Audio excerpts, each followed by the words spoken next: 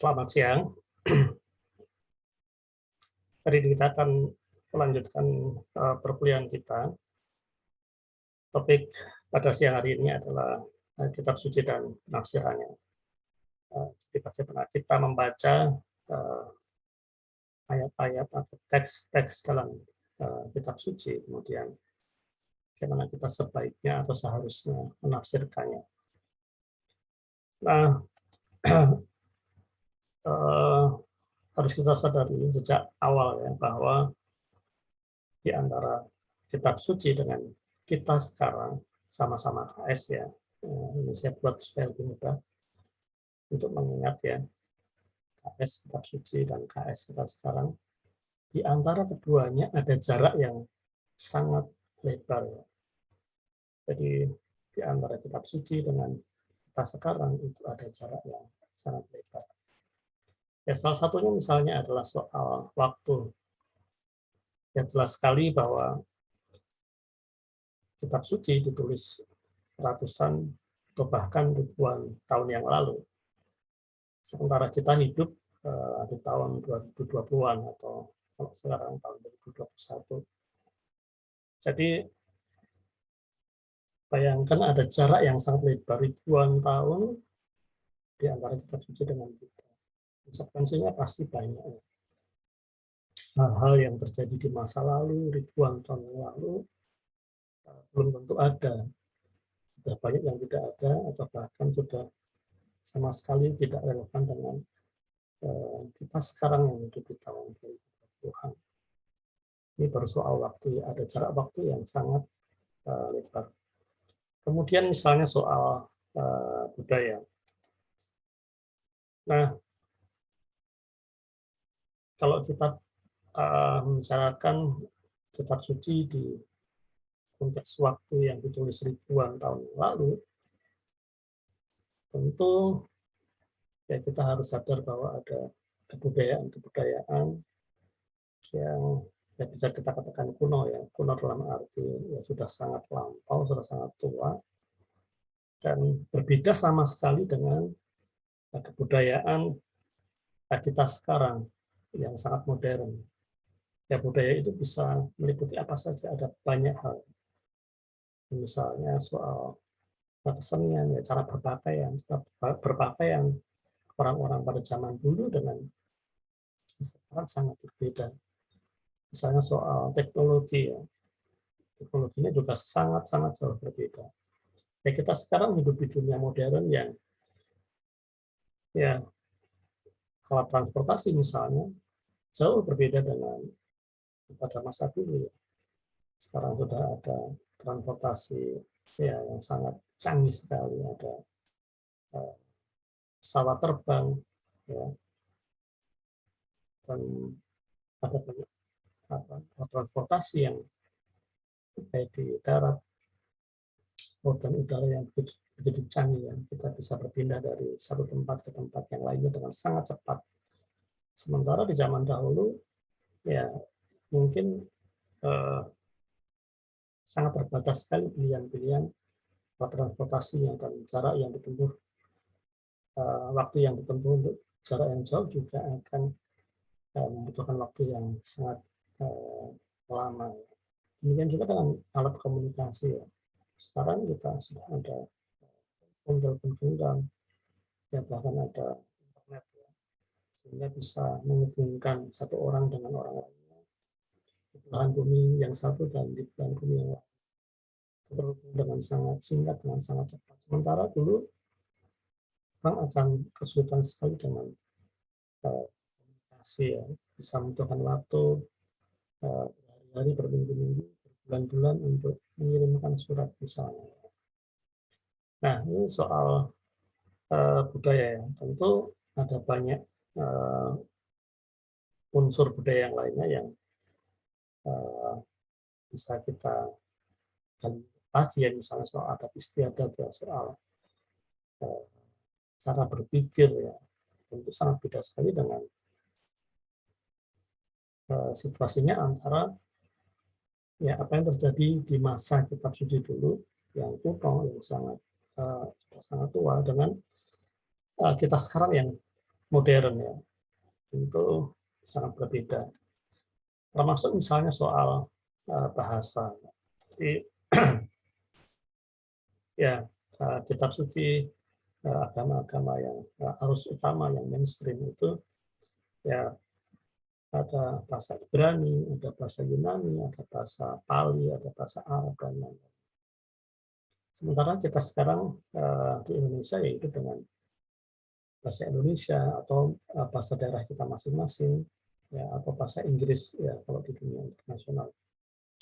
Nah tentu perbedaannya sangat jauh sekali ya, antar bahasa-bahasa itu. Bahkan jika bahasanya pun adalah bahasa yang sama, misalnya bahasa Ibrani atau bahasa Yunani, itu juga sudah jauh berbeda antara bahasa yang digunakan dulu tentu bahasa yang tua ya, bahasa yang kuno ya. Sementara yang digunakan sekarang adalah bahasa yang modern ya, meskipun sama-sama Ibrani misalnya. Jadi tentu ada perbedaan yang cukup signifikan di sana sini. Ya, bagaimana kita memahami sebuah kata, sebuah kalimat dalam konteks bahasa di kitab suci tentu akan menjadi sangat berbeda jika dalam konteks bahasa kita sekarang. Nah, karena ada jarak yang sangat lebar itulah, maka diperlukan jembatan penghubung ya, untuk menghubungkan KS kitab suci dengan KS kita sekarang. Perlu ada jembatan untuk menghubungkan keduanya, karena ada jarak yang sangat lebar. Nah, jembatan inilah yang biasa kita sebut dengan tafsir. Jadi kita perlu tafsir untuk menghubungkan dua dunia yang berbeda, dunia kitab suci dan dunia kita sekarang. Nah, tafsir itu tentu ada bermacam-macam ya jenisnya, tergantung dari apa yang tertulis di dalam teks-teks itu ya. Misalnya ada yang namanya tafsir historis kritis ya. Disebut dengan tafsir historis kritis karena ya yang kita baca adalah teks-teks yang berupa sejarah, rentetan atau runtutan peristiwa yang terjadi pada masa lalu, yang itu direkam di dalam teks-teks kitab suci, sebuah peristiwa-peristiwa sejarah, entah tentang sebuah suku, tentang sebuah kerajaan, tentang sebuah dinasti tertentu, atau sebuah peristiwa tertentu ya, yang terjadi pada masa lalu, yang direkam dan juga di dalam teks-teks kitab suci. Maka untuk mendapatkan pesan bagi kita sekarang, perlu ada yang namanya tafsir historis. Jadi kita perlu mengetahui kapan teks itu ditulis, karena sejarah itu ya kita harus tahu waktunya ya, kapan itu ditulis oleh siapa misalnya. Kemudian tujuannya apa, latar belakang situasinya seperti apa, entah situasi politik, ekonomi, budaya, dan sebagainya. Kemudian misalnya ada yang disebut dengan tafsir naratif. Ya, disebut tafsir naratif karena teks-teks yang dibaca adalah berupa cerita, kisah-kisah. Nah, kalau kita mengingat materi yang lalu bahwa ada dimensi dalam agama, salah satunya adalah dimensi narasi, mitis ya. Jadi ada mitos, cerita-cerita, kisah-kisah yang ditulis juga di dalam teks-teks kitab suci. Tentu ini sangat berbeda dengan sejarah ya.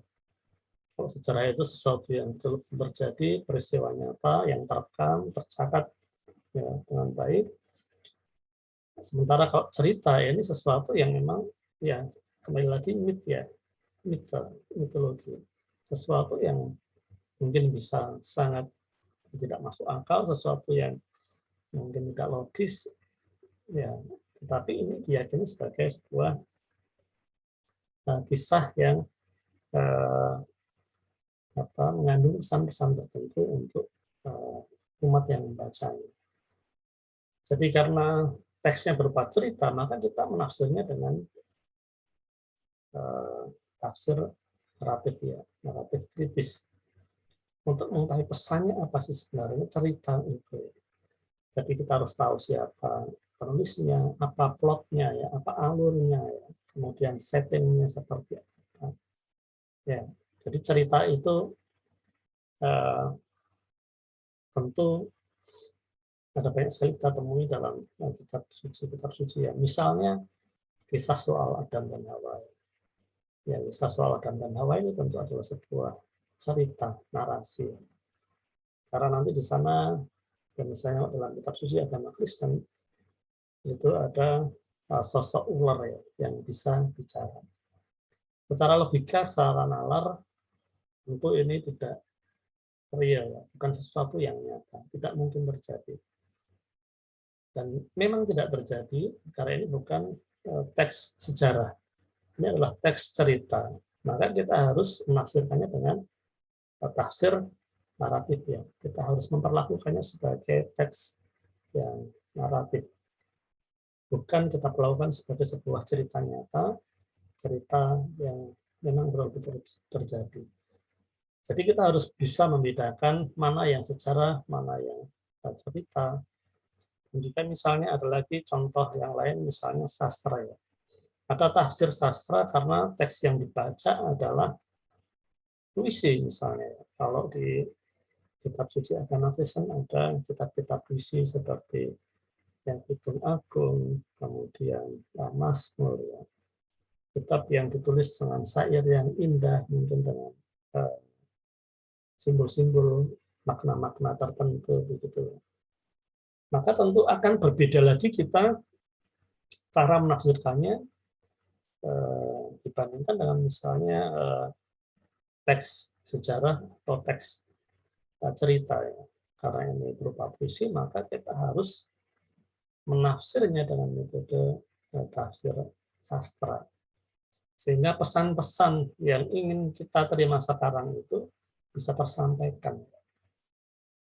Jadi jembatan ini penting, tafsir ini penting supaya apa yang ada di dalam kitab suci itu pesannya bisa sampai kepada kita sekarang ini. Nah, dalam kaitannya dengan itu, maka penting untuk mengerti dan memahami apa yang disebut dengan eksegese. Jadi tafsir itu secara keseluruhan, secara umum sebenarnya ada dua jenis. Yang pertama itu adalah eksegese. Yang dimaksud dengan eksegese adalah bahwa kitab suci itu sebenarnya ada pesan-pesan yang terkandung di teksnya, di ayatnya, di perikop-perikopnya. Ada pesan di sana. Entah itu berupa sejarah yang betul-betul terjadi, entah itu berupa narasi, cerita, kisah, gitu, entah itu berupa puisi, entah itu berupa surat misalnya. Tapi selalu ada pesan. Nah, pesan itulah yang kita gali. Jadi tafsir ini sebenarnya berguna untuk menggali pesan apa yang ada di dalam kitab suci yang penting untuk kita sekarang ini. Ya, itu disebut dengan eksegese. Tetapi ada juga jenis yang lainnya ya. Jadi kalau eksegese ini adalah pesan itu kita gali, pesan di kitab suci kita gali ke dunia kita sekarang.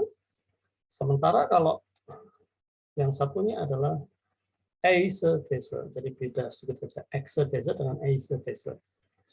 Kalau eisegese itu pesannya yang kita tanam. Jadi kalau eksegese itu sebenarnya menggali, mengeluarkan. Sementara eisegese itu menanam ya. Menanam artinya apa? Jadi kita sudah punya ide dulu, kita sudah punya pesan dulu. Kemudian pesan itu atau ide itu kita tanamkan teks-teks atau ayat-ayat kitab suci yang kita baca. Jadi apapun sebenarnya pesan yang dimaksudkan oleh penulis itu menjadi tertutup karena kita sudah punya ide dulu. Dan ide ini kemudian kita masukkan ke dalam teks kitab suci itu. Ya misalnya kalau dalam teks kitab suci agama Kristen ya di Perjanjian Baru, ya terutama guru-guru sekolah minggu atau kita yang pasti juga eh, pernah atau berada di sekolah minggu, seringkali ada salah kaprah misalnya soal buah-buah roh ya. Di dalam Galatia 5 itu kita membaca di sana bahwa ada buah roh ya. Kalau kita tanya berapa jumlah buah roh itu, ya ada yang mengatakan 9, 11 atau 12 ya. Ada kasih, sukacita, damai sejahtera, murahan, ya, dan seterusnya itu ya. Jadi dihitung satu persatu, dia mengatakan 9. Ya. Buah roh itu sebenarnya 9. Tapi sebenarnya kalau kita menggali ya, melakukan eksegese, menggali, menggali pesan itu, maka dari segi bahasanya akan sangat kelihatan. Ya. Jadi bukan buah-buah roh, tapi buah roh. Jadi buah roh itu satu saja ya. Kalau dalam bahasa Yunani-nya ya karpos tu pneumatu. Karpos itu pelajaran os ya, itu adalah bentuk maskulin tunggal. Jadi buah roh itu satu, bukan banyak ya. Bukan 9, 11 atau 12 ya. Ya, jadi kalau kita sudah punya ide dulu, yang namanya buah itu pasti banyak ya, ada macam-macam gitu ya. Maka ide itu yang kita tanamkan dalam teks kitab suci. Jadi ketika kita membaca buah roh itu ada kasih, sukacita, damai sejahtera dan seterusnya, ya kita menanamkan ide bahwa buah itu banyak. Padahal sebenarnya kalau kita menggali secara bahasanya ya, sebenarnya jelas dari bahasa aslinya karpos tu pneumatu ya, buah roh. Satu saja, jumlahnya satu. Tapi bahwa ada kasih, sukacita, damai sejahtera dan seterusnya, itu sebenarnya ya kita bisa mengatakan buah yang satu itu punya cita rasa yang beraneka ragam. Jadi di dalam buah yang satu itu ada sukacita, damai sejahtera, kasih, kemurahan, kendali diri, dan seterusnya. Orang yang sudah berbuah pasti memiliki semuanya itu. Karena buah roh itu satu buah dengan beraneka cita rasa. Ya. Nah, ini adalah contoh bagaimana eksegese dan eisegese itu berlaku. Seringkali kita memaksakan ide, pendapat kita ke dalam teks yang kita baca. Padahal kalau kita mau merendahkan diri, merendahkan hati, ya sebenarnya tugas kita adalah menggali eksegese, ya. Menggali pesan apa sih yang ada dalam teks itu. Maka kita harus tahu teks itu teks sejarah, itu kisah cerita, itu puisi, itu surat, atau bentuk yang lainnya. Maka kita juga akan menafsirkannya dengan metode-metode yang tepat. Sehingga tidak bisa misalnya kitab sejarah kita tafsir dengan naratif atau narasi kritis ya. Atau misalnya kita puisi kita tafsir dengan metode historis kritis. Karena itu berbeda sama sekali. Ya, jadi nanti akan mengacaukan pesan yang ada yang kita gali pasti akan berbeda kalau alat untuk menggalinya itu berbeda. Jadi tafsir itu penting, kemudian mengamati jenis teks yang kita baca itu juga penting. Ini teks apa, kemudian menggunakan metode tafsir apa, nah, kemudian hati-hatilah ketika menafsir itu, jangan sampai melakukan eisegese, jangan sampai kita menanam ide ke dalam teks kitab suci. Tapi yang harus kita lakukan adalah menggali, eksegese, menggali keluar. Ya, jadi itu materi perkuliahan kita pada hari ini. Kiranya apa yang baru saja kita pelajari ini memampukan kita untuk lebih teliti, lebih jeli dalam membaca teks-teks dari kitab suci, sehingga kita tidak menyalahgunakan, membelokkan maksud, membelokkan arti, atau bahkan memelintirnya untuk tujuan-tujuan sepihak, keuntungan sepihak untuk tujuan pribadi kita atau golongan, kemudian dengan memanfaatkan, ya, memaksakan ide kita, pendapat kita ke dalam teks-teks itu ya.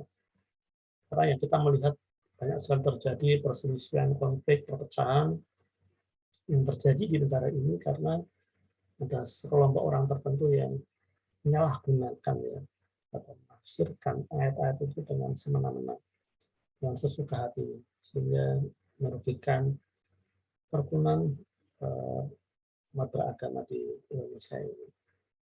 Kiranya apa yang kita pelajari bisa bermanfaat untuk kita semuanya. Terima kasih. Sekian, tetap sehat dan tetap semangat. Tuhan memberkati.